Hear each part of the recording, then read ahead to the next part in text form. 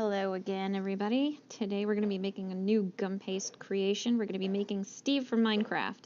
And I know it's a little late to the game, and there are lots of other ones out there, but I don't like how they look, so I wanted to show you how I make mine, because mine's awesome. So there you go.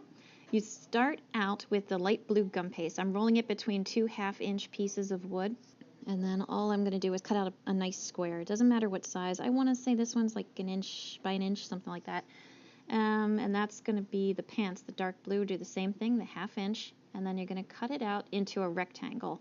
So when you see them next to each other, they're going to be a little bit longer than the blue. You don't want them too long because we are going to add shoes later, and he doesn't have crazy long legs. In order to give the look of the pants, I put an indentation with the knife down the center of the front and the back, and put them together, and it's starting to come together already. In order to connect them, I don't use toothpicks or anything like that. I like to have it safe but strong, so I use lollipop sticks. You can get them in, Walmart, anywhere like that. This one is about 8 inches long. When you press it down through the gum paste, I'm going to go all the way through the pants, get it down the center as best you can. And you're going to notice that it's going to put a little indent, like a pressure mark where it pushes in, so you have to kind of pull the centers to make it more rectangular and get your sharp angles back. If you need to use your knife blade or something to straighten out, here I'm pressing it against the plate to get my edges back. Just do whatever you need to do. A little touch of water around the top, and then press on the shirt the same way you did the pants. Just kind of twist and push gently. If you press too hard, you're going to make a huge dent that you won't be able to fix. See right there, I'm fixing it. And then press the two together, and voila! We got a torso. Now I'm going to add the sleeves to his shirt. I have more of the 1/2 inch light blue, and I'm cutting them into small squares. Just eyeball it. It doesn't have to be, perfect size. But you're going to want the sleeves to not go, much past maybe halfway down the shirt. And the knife, when you cut, is going to make indentations, kind of rounding off the top, so I'm just reshaping a little there. And you add some water. Press it into place. Make sure your sleeves are nice and sharp and lined up with the top of the shirt as best you can. Press it in place and then put it to the side. Now I'm going to be doing the head. I turned my pieces of wood over, so now they're about 1 inch tall. So the head is going to be much more square than the body. And all I did was roll it out at that inch and cut a square. Sharpen off the edges and put it to the side. This is going to be the arms. It's back to the 1/2 inch sides again, and I just cut out little rectangles that match up to the width of the sleeves. Some water painted on the sides and press them into place. The arms you don't want to be too long or too short. A little bit past the waist looks really good, so that way he doesn't look stumpy or, I don't know, octopus arms.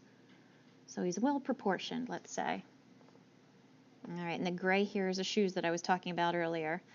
You're going to match it up to the width of the pants and then cut it out. This is still that 1/2 inch size again. And once you get a right size and you make sure your edges look good, a little bit of water and press it on and slide it on up. And when you get thin little pieces, they do misshapen more easily, so you got to go nice and easy. Try to keep that dip in the middle from getting too bad. And then follow the knife edge down that you made before and press it into the feet, so his shoes are now separate as well and match up to the crease in the pants. Once you do the front, do the back. Now it's time to connect the head. With my big old kitchen scissors, I'm just going to cut a score pretty much in the lollipop stick where I want to break off the extra. And once you put that mark in there and just kind of wiggle it back and forth, it snaps right off, nice and easy. So you put a little bit of water under the bottom of the head and the top of the shoulders, and then gently press it on. Make sure you press down on the top of the head, because that little stick is going to cause a bump to form in the top in the middle that you don't want. So make sure you press it down. This is going to be the hair. It's just brown, rolled out nice and flat, and we're going to do each side separately. So as you saw, there was a rectangle for the top, a little water to attach. These small squares are going to be the sides. His side does not go all the way down his head to his shoulders, so make sure you leave a little space. And if you cut the same size out, then his sideburns and everything will be the same length as each other. And he won't look like he got a home haircut. In order to connect it, again, our paintbrush with a little touch of water. Just press it on. Match up those edges of the hair so that it's nice and squared off as best you can. And you just attach both the sides. And then we're going to do the back and the bangs. The back is just a big rectangle. You can pull the hair down as low as you want. You can bring it all the way down to his shirt, which I pretty much did here. And then the bangs is just a thin rectangle across the top that matches up with the two sideburns. You see how the edges all go together? There he is. Now we're going to do the eyes. The eyes are real easy. It's just a thinly rolled out piece of white, and you're going to take two little squares and put them toward the outside, but not touching the outside of his head. And yes, I like to listen to podcasts while I do this, so those are my earbud wires there. Then once you get the white on the outside, you're going to add the blue to the inside. Once again, just two little squares of the dark blue like his pants. For the mouth, you're going to make a thin little rectangle and two little squares and attach them as you see there. This little rectangle of light blue is going to be the shirt that comes untucked onto his pants. These little details really make a difference when you're doing things.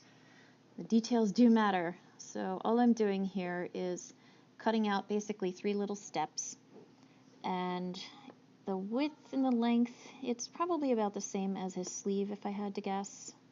Maybe a little bit longer, but it doesn't completely cover his one pant leg, as you can see in the picture. Once you get it down, it really gives it a nice look.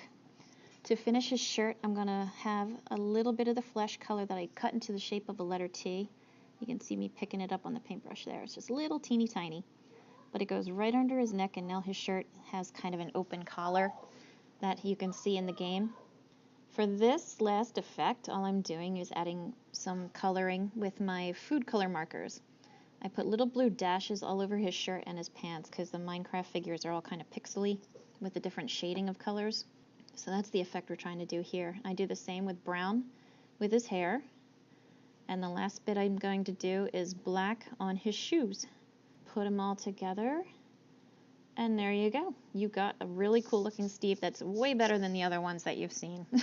If you enjoyed this, let me know. And if there's something else you'd like to see made, comment below and I'll try to do it for you. Thanks.